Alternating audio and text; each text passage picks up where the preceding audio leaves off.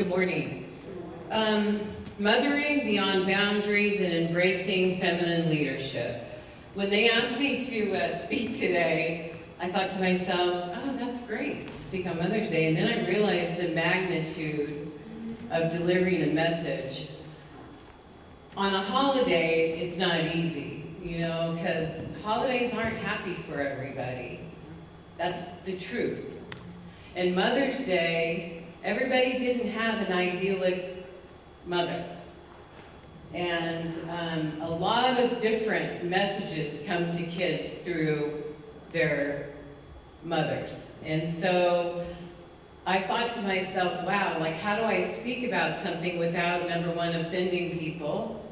And number two, that would be an important message, be something that could speak to everybody.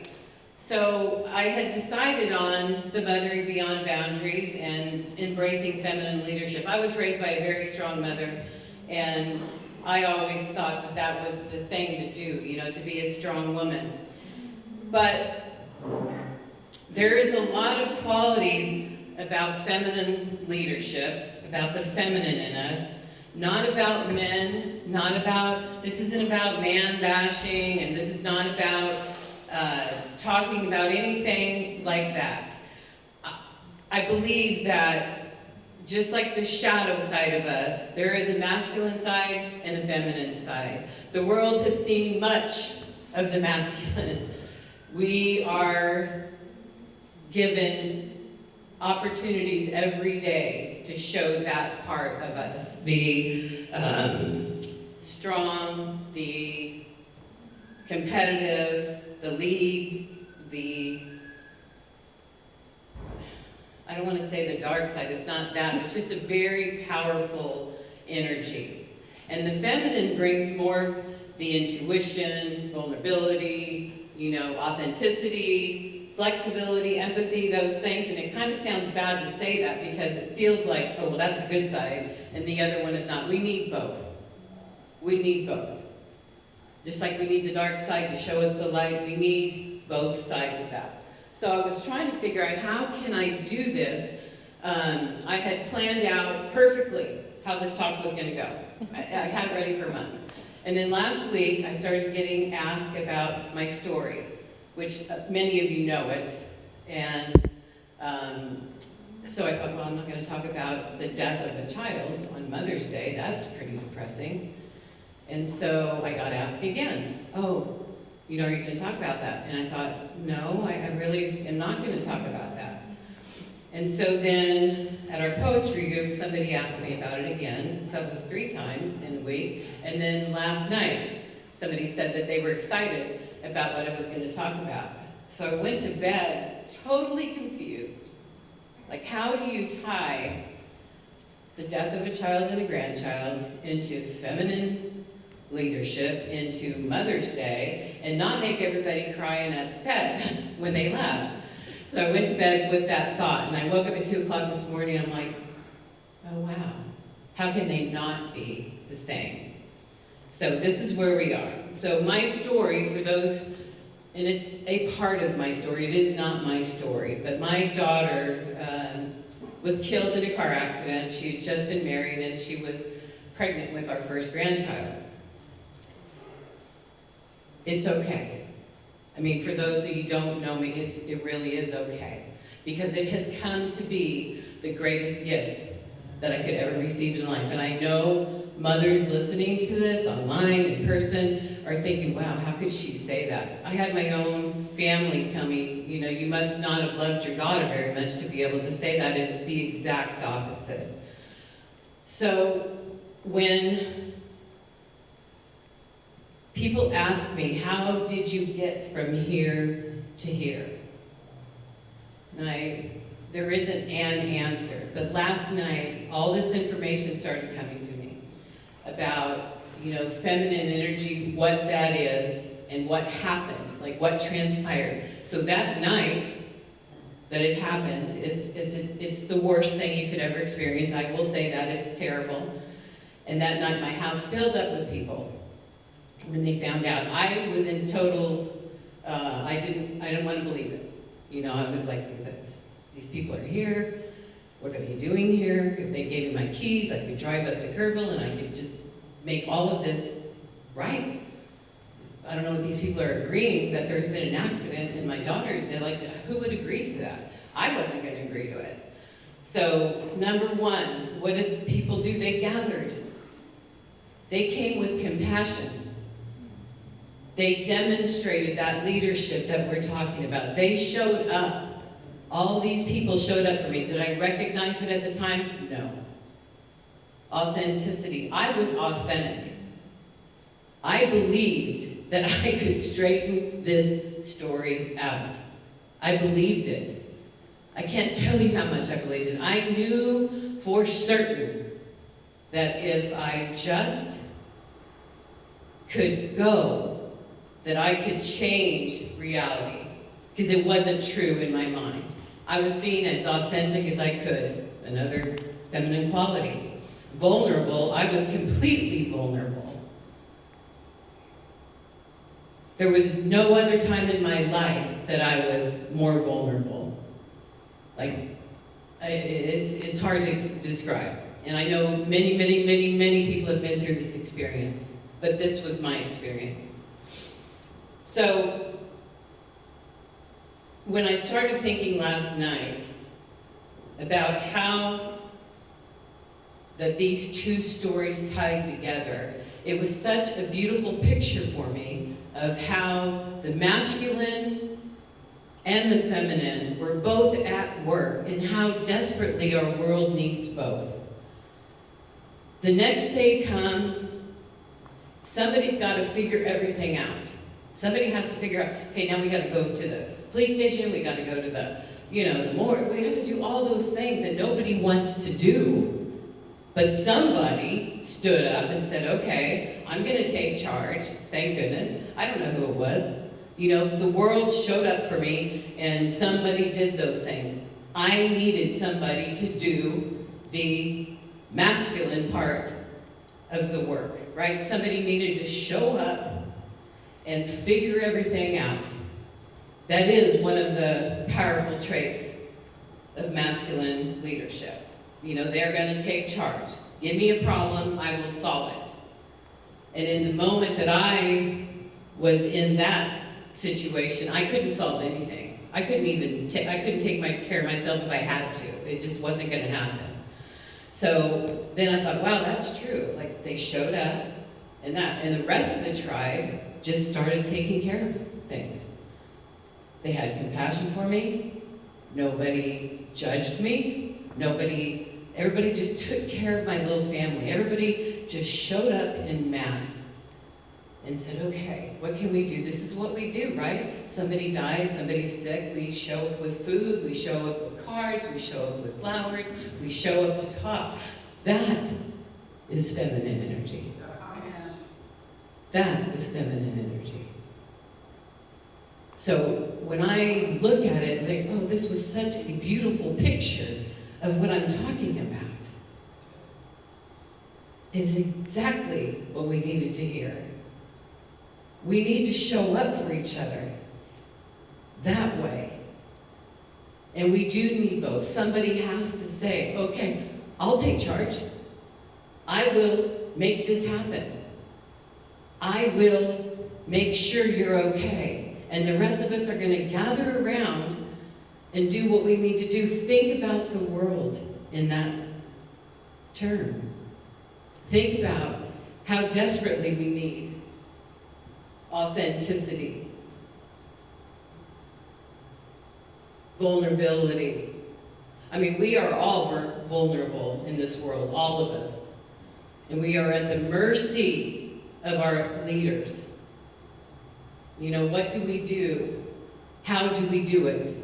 How did I go from there to there? People always want to know, and the answer is, I have no idea.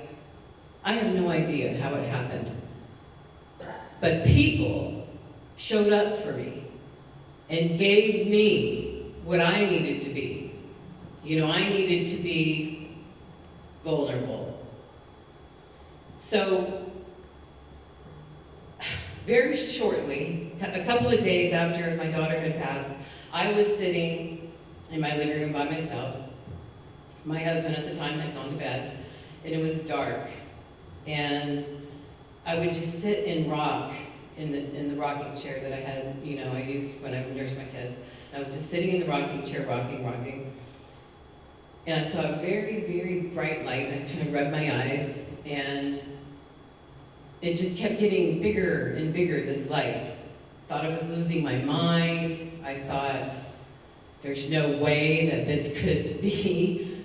So I rubbed my eyes again, and I kind of looked around. It was dark, and there was like a hole in my floor, in my living room. I'm like, wow. So I just sat there stunned, and this is very true. And so then I felt kind of sick, and I felt very attached to something divine. And then all of a sudden I heard a voice tell me, go ahead and get in. And I knew, like, I was drawn to this dark hole. I was drawn to it. And so I didn't get out of the chair, but I kept staring at it, and I kept thinking, wow, is this really happening? And nobody was there. And I'm thinking, well, no one's gonna believe this story when I tell them, but it's happening. So I kind of started to stand up to really look at it. But then the voice said, okay, if you go in, just know you may never come out. Many parents go in, but some don't ever come out. Then the hole was gone, the voice was gone, and I was back in the dark. And I cried my eyes out. But I knew it was true. I knew it was the truest thing that I'd ever heard. And from that moment forward, I began a journey that I never really thought could happen to me. Like I all of a sudden I knew that there was a purpose for all of what had just happened in the past 3 days. I understood it more than I can explain. I can't really tell you, but all I know is that when it happened, I knew everything was okay. So I was led, by feminine energy to stand where I was, to be authentic, to tell my truth, whether anybody believed it or not, but I knew somebody would need this information at some point in their life. And if I was the one to give it, then so be it. So then as I was thinking about that last night, I thought about that's also when I clicked into my daughter. Her name was Jessica. I called her Jess. I clicked into what she was experiencing. So intuition is another feminine quality, right? So she was a handful for a couple of years, like 13 to 15. I would have given her to any one of you that would have taken her. She was a great kid, but she gave me a run for my money. And so one day it was done with her. She had walked in the kitchen and Mom, you're never gonna have to worry about me again. And I'm thinking, do you have a knife? Or what's behind your back? And I said, why are you saying that, Jess? And she said, it's true, Mom, never again will you have to worry about me. Last night I gave my heart to Jesus. And she went to bed that night and she got up and she looked like another person. So we had a completely different experience, okay? So this was a couple of years before she died. Then she wanted to graduate early from high school. She wanted to get into college, and I kept saying, slow down, stop. You don't need to do this. And she said, Mom, you don't understand. One day you're gonna know, you're gonna see, don't worry. Then she met Sam and wanted to get engaged. I'm like, no, you just got a job, you're in college, you got a job at a law office. No, you're not getting engaged. Mom, you don't understand. You're gonna see one day. Then it was they were gonna get married, and they're gonna have a baby, and the whole time, I fought it tooth and nail. No, absolutely not. One time we were out to dinner, I left her car at the restaurant and said, you're coming home with me. We're gonna get this, no, absolutely not. I was being in control. And so she kept saying, Mom, you don't understand. But please believe me, you need to trust this. It's all going to be okay. So after the incident in my living room, with the hole and all of that, it just dawned on me, oh my gosh, she knew. I don't know at what level she knew, but she knew. And she was trying to tell me she knew. What a beautiful thing intuition is. What a beautiful thing intuition is. So all of this last night was just coming to me, about how her journey and my journey, and then we all end up, right? We just keep converging and meeting these people and creating our tribe. And what a beautiful thing for our world if we could all figure out how to embrace those feminine qualities that can lead us. Those things led me to a better life. Feminine leadership, it's a fantastic thing. And if our world had more of it, we could get so much farther together. We don't need to fight all the way to the end. Everybody doesn't have to die for us to win. We would win a lot more if we could figure out how we could just be okay with each other, how we could be authentic and vulnerable and empathetic and listen to each other. That night that the whole incident happened with me, and the voice, I was listening. Like the voice was telling me, it would be so easy to dismiss, but I just was quiet. And those 3 nights of just sitting by myself, I guess I needed that. I needed to listen. Because there was going to be messages, showing up for me. I didn't know. I had no experience with any of that. But I know now. I know now that it's important to listen to each other. So if we could just imagine that, if we could just imagine a world where feminine energy is just as prevalent as the masculine, it would be so much better for all of us. Thank you.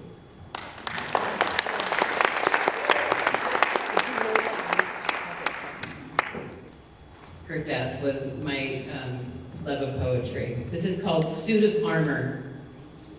Armor. Arm her. Give her every reason to stand up. Armor. Arm her with all she will ever need to slay the giants. Arm her. Gift her the stone of wisdom and the wisdom she will need to know when to throw it. Arm her so she knows to trust her intuition and gift her the truth that her faith will help her through her greatest doubt. Arm her, remind her that no other human is ever allowed to dictate her worth. Arm her. Arm her, bless her with the knowing that she is beautiful always. Arm her, show her that she has the strength of a lioness and the gentleness of a lamb, and she never has to compromise either. Arm her, light the fire of passion in her and tell her to never put out her own flame. Arm her. Allow her to tell her truth without fearing shame or humiliation. And let her know she is ready, and send her on her way in her suit of armor. Shroud her in the promise that she is never alone. Surround her in a light so bright she can see it when she is afraid. And then tenderly carry her heart in yours and love her harmlessly so she knows that this is the greatest power of all.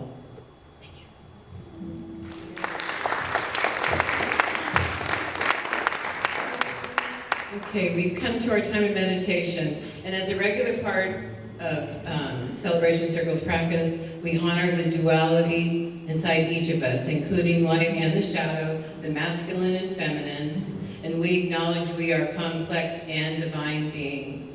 So today on Mother's Day, we honor the kind, compassionate, and mothering energy, the energy of unconditional love that we are called to show ourselves and others in our daily lives. So we invite each of you to engage in a ritual of honoring this life-affirming, sweet, sustaining, mothering energy by standing and speaking first your name, then the name of your mother, and their mother, or however you would like to do that.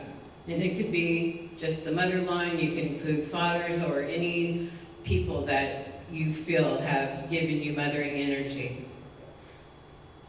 So if you guys want to line up, so it's in just in a for sake of time, if you want to line up, if you're going to do it, and I'll show you.